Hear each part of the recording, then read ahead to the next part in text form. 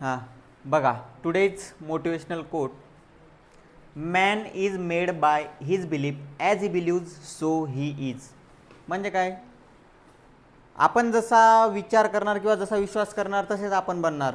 कसं, समजा सपोज एखादं एक्झाम्पल आहे, तुम्ही आता समजा क्रिकेट खेळत आहे, काय खेळत आहे, क्रिकेट, ठीक आहे. समजा आता तुम्हाला कॅच पकडायची, काय पकडायची, कॅच. जेव्हा तुम्हाला असं वाटेल की आता ती जी कॅच आहे समजा ती एकदम सिच्युएशनल कॅच आहे की त्या कॅचनं तुम्ही डायरेक्ट ठरणार हरणार की जिंकणार, ठीक आहे. जर तुमच्या मनात जर असं असलं, जर कॅच सुटली हरलो, विचार नाही करायचा. जसा तुम्ही विचार करणार तसे तुमची बॉडी रिॲक्ट करणार. अगोदरच तुम्ही हार मानलेली आहे कॅच घेण्याच्या अगोदर.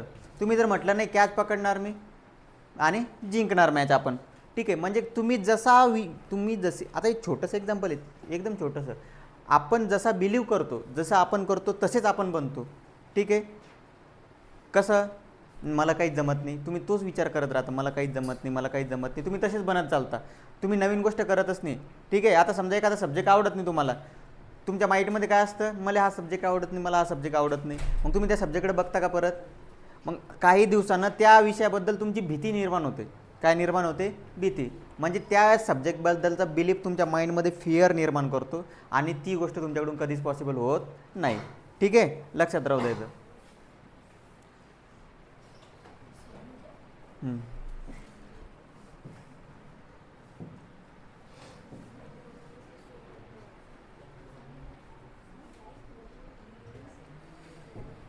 प्रॅक्टिस सेट झालेला आहे आपला कंप्लीट. आज problem set 2. Which one is the quadratic equation. खालीलपैकी क्वाड्रॅटिक इक्वेशन कोणतं असू शकतं. बघा, सरळ एक गोष्ट, आता इकडे लक्ष द्या, विचार कसा करायचा मला सांगा.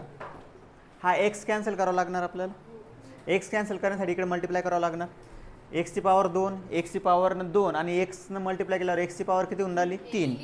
ते सोडून द्या, ते नाही आहे. हां, इथं तुम्हाला क्वाड्रॅटिक इक्वेशनमध्ये डिग्री 2 असते, इथं आहे का, नाही, ठीक आहे. आता हा एक्स स्क्वेअर तिकडे गेला तर परत काय झाला, एक्स क्यूब झाला. काय झाला, एक्स क्यूब. मल्टिप्लिकेशनमध्ये जाईल तिकडे गेल्यानंतर तर एक्स क्यूब होईल. इथं तर स्क्वेअरची टर्म नाही, हा पण काय बनवून राहिला, एक्स क्यूब. म्हणजे उरलं फक्त बी.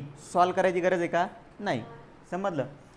Out of the following equation which one is not the quadratic equation. सरळ एक गोष्ट सांगतो तुम्हाला, हा एक्स स्क्वेअर या एक्स स्क्वेअरसोबत काय होणार आहे, कॅन्सल. का, एक्स स्क्वेअर जर इकडे आला जर काय झाला, minus x square minus x square काय झाला, 0. बाकी प्रत्येक ठिकाणी 0 होणार आहे का, स्क्वेअरवाली टर्म नाही.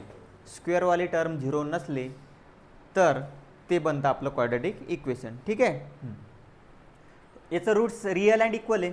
काय, रिअल अँड इक्वल म्हणजे direct b square minus 4ac is equal to 0.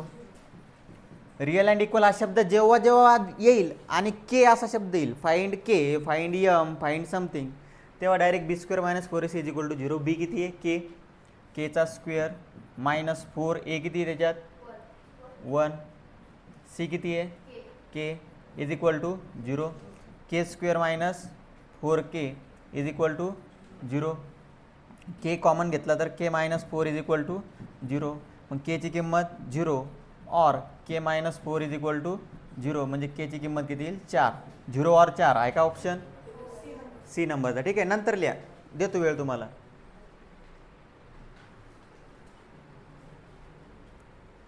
हां, त्याच्यानंतर डिस्क्रिमिनंट पण हेच, बी स्क्वेअर मायनस 4ac, फक्त डेल्टा येईल असा सिम्बॉल.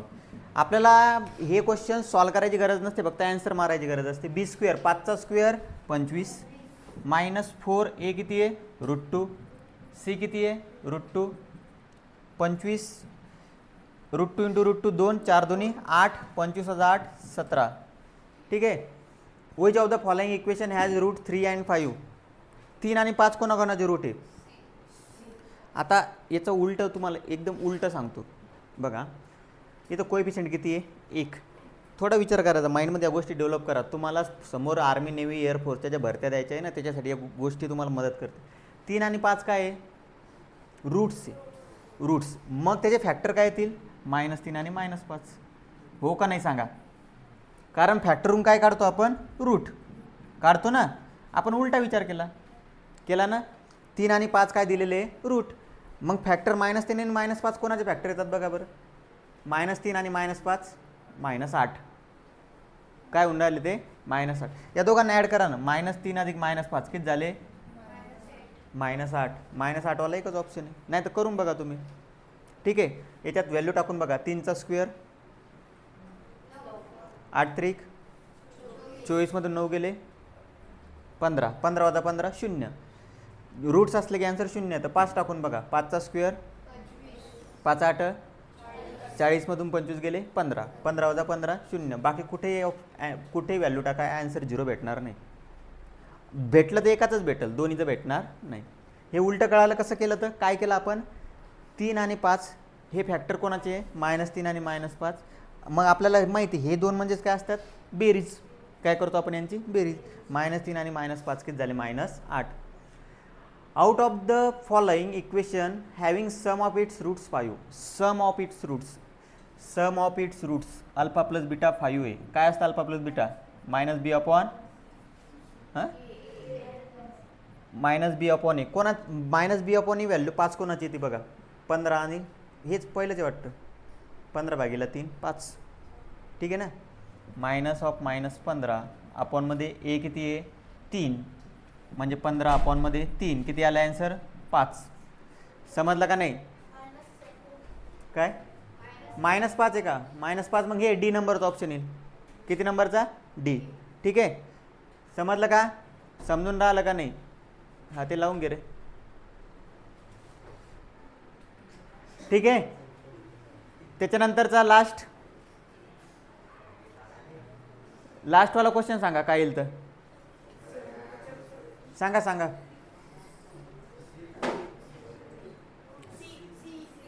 कसं, बरं 1 मिनिट. तुम्हाला जर फास्ट वाटत असेल तर परत सांगतो. हे झालं 5 नंबरपर्यंत. इथं काय होतं, अल्फा प्लस बीटा. काय काढायचं होतं, alpha plus beta. Sum of roots म्हणजे अल्फा प्लस बीटा. ती काय असते, -b अपॉन ए. मग हे -b अपॉन ए याची व्हॅल्यू किती आहे, -5. आता -5 आहे. आता बघा इथं 5 आहे गणित, -5 आणि याची व्हॅल्यू किती इथं 1. याचं आन्सर किती होऊन राहिलं सेकंड क्वेश्चनचं, 5. म्हणजे हे ऑप्शन आहे का, नाही. याचं पण आन्सर बघा, -15 आणि -b हा ऑलरेडी मायनस असतो, म्हणजे -15 आणि ए किती आहे पहिल्या क्वेश्चनमध्ये 3. याचं पण आन्सर किती येऊन राहिलं, +5. म्हणजे पहिला पण ऑप्शन नाही. तिसरा तर नाहीच आहे, -3 अपॉन 1 येऊन राहिलं डायरेक्ट ते. बरोबर आहे. उरला कोणता, चौथा चेक करून पहा. -b upon a -15 upon a किती आहे 3. किती आला आन्सर, -5. समजलं. आणि last, which of the following is statement true regarding to this equation. म्हणजे याच्याबद्दल कोणतं स्टेटमेंट ट्रू आहे हे लिहायचं गरज आहे तुम्हाला, काही लिहायची गरज नाही.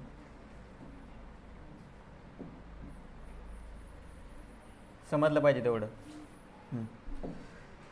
याचं b² - 4ac काढा. b² 5चा स्क्वेअर √5चा स्क्वेअर -4 √5 इंटू √5. काही सोडवायची गरज नाही, आन्सर मायनसच येणार 100%. सोडवायची गरज आहे का, कारण इकडला नंबर कसा आहे जास्त, हा नंबर छोटा पडून राहिला, हा नंबर काय झाला मोठा, म्हणजे आन्सर मायनस येणार आहे. Roots are not real. समजलं का. ह्या गोष्टी माइंडमध्ये आणा पटापट, कळायला पाहिजे की 4 इकडं कुठेही मल्टिप्लाय करा, आन्सर काय येणार तुमचं 20 पर्यंत चाललं ना आन्सर. हा √5 आहे, √5चा स्क्वेअर किती 5. म्हणजे शेवटी आन्सर कसं येऊन राहिलं, मायनसमध्ये. मायनस असल्यावर रूट्स कसे असतात, are not real. One of the roots of the quadratic equation is to find m. x², 2 किंमत टाकून द्या. 2चा स्क्वेअर m इंटू x म्हणजे m into 2 -5 is equal to 0. 2चा square 4 twice m -5 is equal to 0. Twice m 4 आणि 5 -1 होतील ते is equal to 0. Twice m is equal to 1. m is equal to 1/2. Sir खूप फास्ट झालं. हे 8च्या 8 क्वेश्चनच्या exercise 2.5 पर्यंत आहे. कुठपर्यंत आहे, 2.5. 2.1 बघा, त्याच्यानंतर डायरेक्ट तुम्ही 2.4 बघा आणि 2.5 बघा. ठीक आहे, याच्यामध्ये तुम्हाला समजून जाईल क्वाड्रॅटिक इक्वेशन कशाला म्हणायचं, एमची व्हॅल्यू, ही व्हॅल्यू, ती व्हॅल्यू. ठीक आहे, कळाल्या या गोष्टी.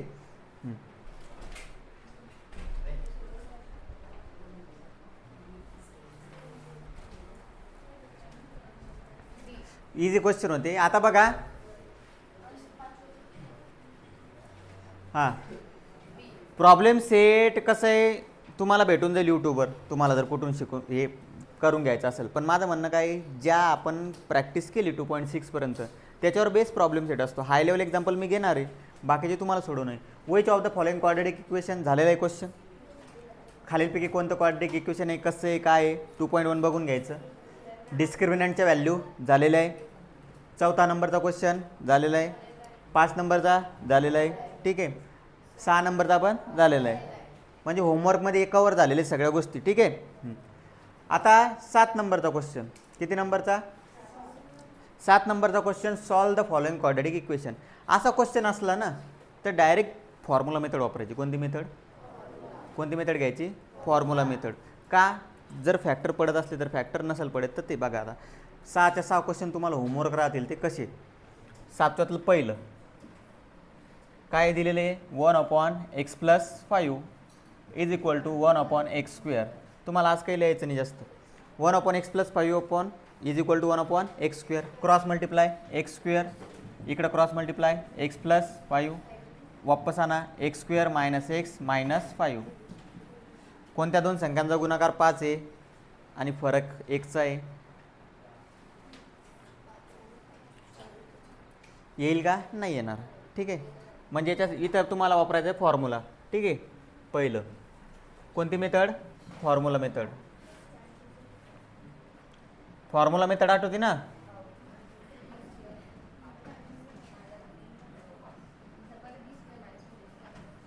हां ते तर काढताच येतं ना, b² - 4c, त्याच्याशिवाय जमणारच नाही. हां, पहिला क्वेश्चन. दुसरा दिलेलं इथं x² - 3x/10 - 1/10 = 0. 10 न मल्टिप्लाय करा, 10x². लक्ष द्या काय काय होत असतं चेंज. मी जेव्हा सेकंड स्टेप लिहितो तेव्हा चेंज काय होतं तेवढं लक्ष द्या. 10 न मल्टिप्लाय करा, x² ला 10 लागले, हे 10 निघून जातील. -3x - 1 = 0. याचे फॅक्टर पडतात, याचे फॅक्टर पडतात. तिथं दिमाग चालला पाहिजे पटकन. असा क्वेश्चन राहत नाही, तुम्हाला सांगतो. बोर्डमध्ये असा क्वेश्चन राहत नाही. बोर्डमध्ये राहील solve the following equation by factorisation, म्हणजे फॅक्टर पडायचे. बाय कम्प्लिटिंग स्क्वेअर मेथड, म्हणजे काय, कम्प्लिटिंग स्क्वेअर मेथड, किंवा बाय फॉर्म्युला मेथड. ठीक आहे, हे तुम्हाला ओळखण्यासाठी असतं की तुमची प्रॅक्टिस झालेली आहे का नाही. त्याच्यासाठी प्रॉब्लेम सेटमध्ये थोडे हाय लेवलचे क्वेश्चन टाकतात. आता 10 न मल्टिप्लाय जर केलं याला 1 ला तर किती होऊन राहिला आन्सर, -10. कोणत्या दोन संख्यांचा गुणाकार 10 आहे आणि फरक 3चा आहे, 5 दुनी 10, म्हणजे किती दिले आन्सर, -5 आणि 2. ठीक आहे, हे क्वेश्चन सोडवायचं फॅक्टरायझेशन. कशानं, फॅक्टरायझेशन. याच्यापेक्षा हाय लेवलचे क्वेश्चन झालेले आहे, मी उद्या चेक करील. तिसरा क्वेश्चन, याच्यात टाइमपास करायचा नाही आणि तुमची प्रॅक्टिस झाली पाहिजे. 3rd नंबरचा क्वेश्चन, हे नंतर लिहायला वेळ देतो मी, थांबा. 3rd नंबरचा क्वेश्चन, 2x + 3चा स्क्वेअर 25 आहे. 2x + 3चा स्क्वेअर किती आहे, 25. ठीक आहे, डायरेक्ट आन्सर येते त्याचं, पण जाऊ द्या. a + bचा स्क्वेअर, a + bचा स्क्वेअर, a² + b² + 2ab. ठीक आहे, मग याचा स्क्वेअर करा. पहिल्याचा स्क्वेअर किती होईल, 4x², 2चा square 4, 1चा x², 3चा square 9. 2ab म्हणजे काय करायचं, या दोघांचा गुणाकार करायचा, 3 दुनी 6, त्याची दुप्पट किती, 12x, आणि इकडे किती आहे, 25. याला इकडे घेऊन या, 4x², हे 12x मधामध्ये लिहा, त्याच्यानंतर 9 वजा 25, 25 इकडे आल्यानंतर होतील 9. किती आन्सर याचं, 4x² + 12x - 16. ठीक आहे, = 0. आता 16 × 4 किती होतात, 64, -64 आणि मधा ते 12. कोणत्या दोन संख्यांचा गुणाकार 64 आणि फरक 12चा आहे, 16 × 64. फॅक्टरायझेशन, फॅक्टरायझेशन मेथडनं. कोणत्या मेथडनं, सर इथं फॉर्म्युला मेथड काय घेतली, कारण याचे फॅक्टर पडत नाही. याचे फॅक्टर पडून राहिले म्हणून कोणती मेथड, फॅक्टरायझेशन. 3 लिहून घ्या, रफमध्ये लिहून घ्या.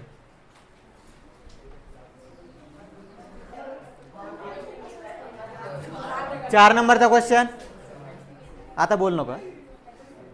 4 नंबरचा question,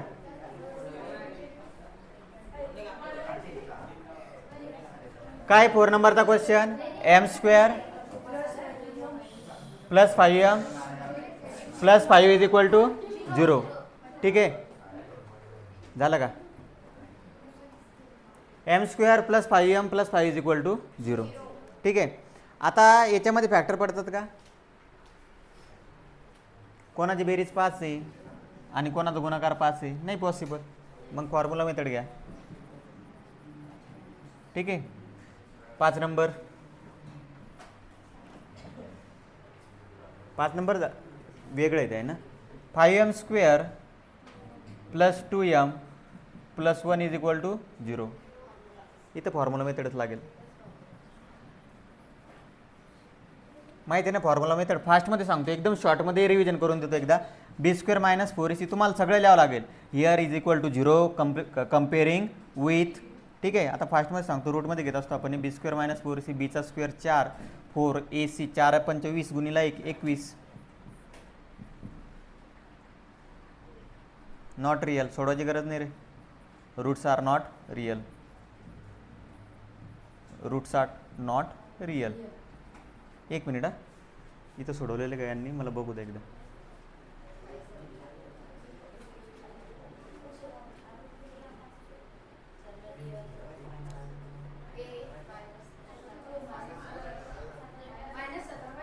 roots are not real, इथं का